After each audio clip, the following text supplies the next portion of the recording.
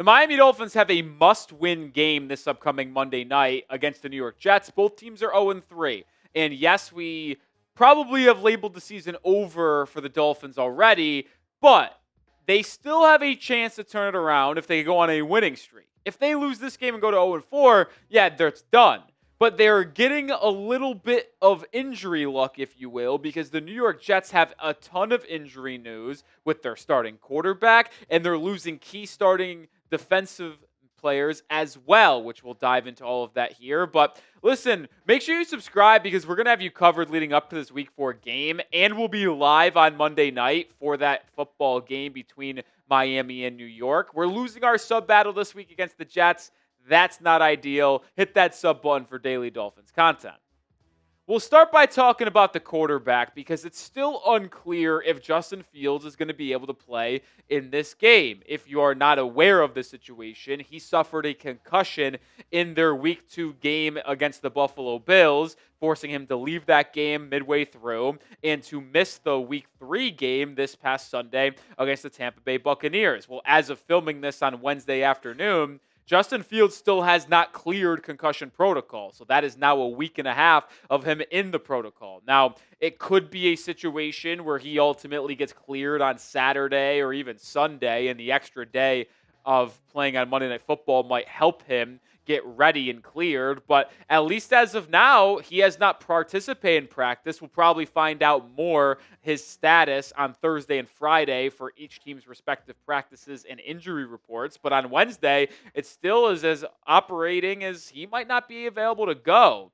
And it's actually a fascinating discussion on if you're a Dolphins fan or Dolphins player on who you would rather face. I mean, both players through 3 games has basically split the time because Fields did get hurt halfway through that second game. They played basically the same amount of snaps. Now, Tyrod Taylor is certainly the better thrower of the football. There's no debating that. He is more accurate. He has a better pocket presence, and he can be more dangerous with his arm. But Justin Fields has that dangerous factor of being able to scramble and design runs and get outside the pocket. I mean, you see there, Fields has 3 total touchdowns when you factor in rushing and throwing. Same as Tyrod Taylor, who 3 for 3 touchdowns in his 87 snaps against the Bills and Tampa Bay Buccaneers. But Fields is able to generate more yards with his legs and his arm than Tyrod is. And I know we were actually having this conversation in the Chat Sports office of who would you rather play, Justin Fields or Tyrod Taylor, because a lot of teams would probably answer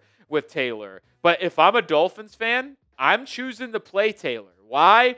Because at least, yes, Tyrod can scramble and move, but with Fields, he is so dynamic. And with this struggling Dolphins defense, I would rather just focus in on the passing game and worry about the pocket passer that Taylor is in comparison to the dual threat that Fields is. Now, you might actually say, due to his concussion protocol and him just getting cleared, they might not run the ball with Fields as much as they would normally. I would probably agree with that. But if you also take a look back at the last time the Dolphins played Fields a couple of years ago, when he was still the starting QB for the Bears, he went for like 300 total yards and 4 touchdowns with 180 yards on the ground. So Fields has had the Dolphins number in the past when playing for the Bears. I would rather play Tyrod Taylor, but the truth is both quarterbacks are bottom 10 quarterbacks in the NFL in terms of starting. So the Dolphins should hopefully be able to take care of business. They're certainly not playing the Josh Allens, the Daniel Jones, or the Drake Mays. Those 3 have been playing as a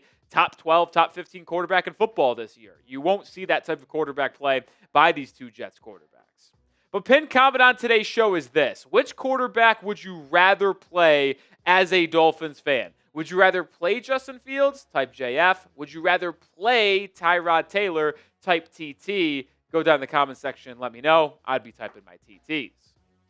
Let's segue over to some other Jets injury news because they will be without 2 key defenders, both at the linebacker position. We'll start with the most notable name of the 2, and that is Quincy Williams. He was actually placed on IR earlier this week with a shoulder injury, which means he will miss the next 4 games. It won't impact the second matchup between Miami and New York because that one is in Week 14. But Williams is as impactful as a player you could find in that Jets defense. He has 15 tackles this year, 1.5 sacks. He works side and side with CJ Mosley. And Quincy Williams is a high-energy, solid run defense linebacker. You look at his PFF grades this season, and he has been pretty solid. He struggled in tackling, but he is a downhill thumping linebacker without question.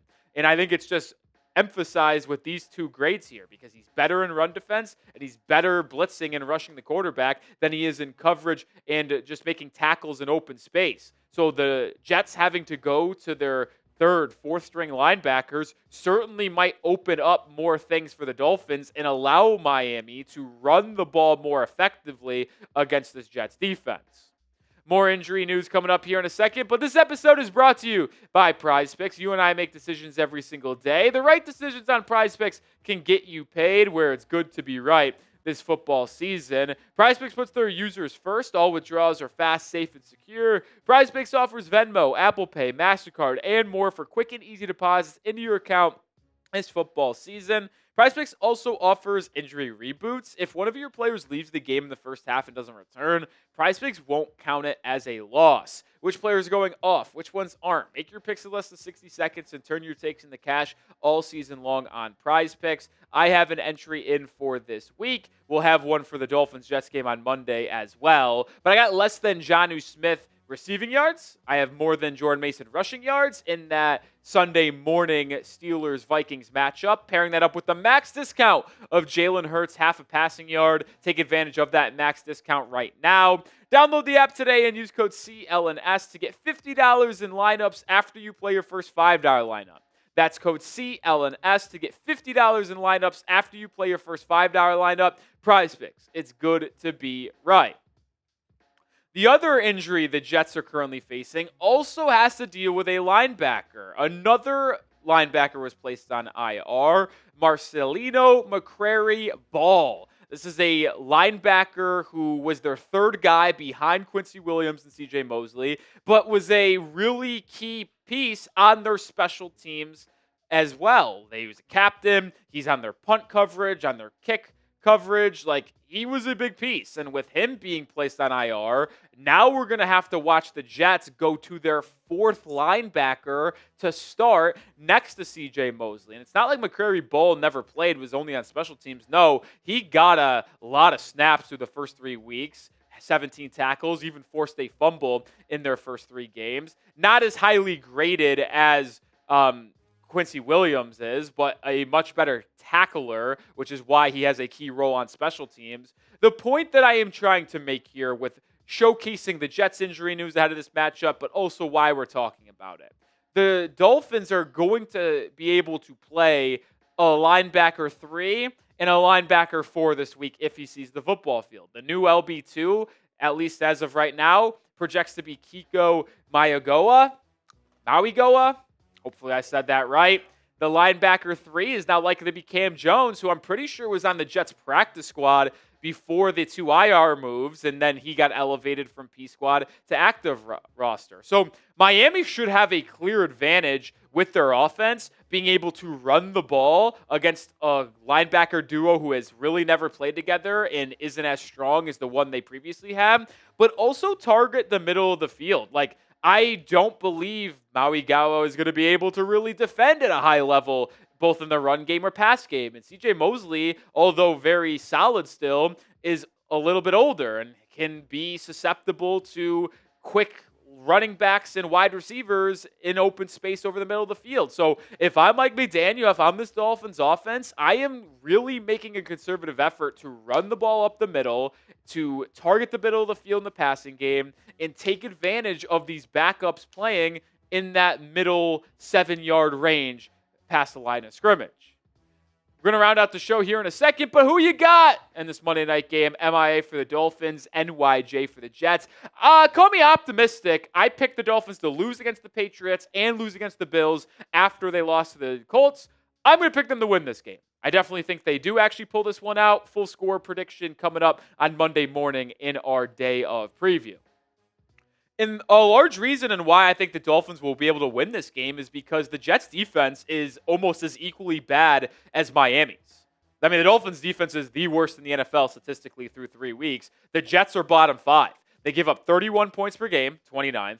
They give up the 22nd most yards per game, 28th in EPA per play, 26th in EPA per pass, and 22nd EPA rush. They are a consensus bottom 10 defense, and I would say a bottom 5 defense. Yeah, they've played a couple good offenses. They played the Buccaneers in week 3 and the Bills like Miami in week 2, but they also played the Steelers in week 1. And the Steelers hung 34-plus points on them. The Steelers' offense is not good. In week 2, they struggled heavily against the Seahawks. And in week 3, they scored 21 points against the Patriots, and it was only because New England turned the ball over 5 times. Like, they would have scored legitimately 7 points if the Patriots didn't gift wrap them short fields 5 different times. So it's like that Steelers offense torched the Jets defense. And that was with the Jets being relatively healthy. So with the Jets defense being bad, missing key players over the middle of the field, I am going to expect this Dolphins offense to be able to have a very solid offensive output. And I hate to put like a number on it because every game gets played out differently. Possessions could be less, could be more. But I would expect this Dolphins team to be able to hang 27 bare minimum on this Jets defense. They scored 21 against the Bills. I thought I was a little underwhelmed with that. Could have put up more if they didn't fumble or throw that interception late. But also, a lot of possessions were long in that game, so less possessions overall. They were able to score 27 points against the Patriots in week 2. Like, I'm expecting them to get to that 27 number again against the Jets team that isn't good on special teams, isn't good defensively, and has a very average offense. So I expect Miami to score points, and I expect points in this game. Right now, the over-under is 44.5. I don't really understand why, because the Jets' defense is bottom 5 in the NFL, and the Dolphins' defense is the worst in the NFL. I know the offenses aren't blazing, but Miami ranks in the top half of the NFL in weeks 2 and week 3 combined. So I expect the Dolphins to be able to put up 27, 30 points and maybe slow the Jets to like 23, 24 points. I haven't given my final prediction yet. That'll come on Monday, but that's kind of where I'm leaning, in that range right now. And if you want more coverage between now and Monday night's Week 4 game, hit that sub button and lock us in here for top-notch Dolphins coverage for free every day.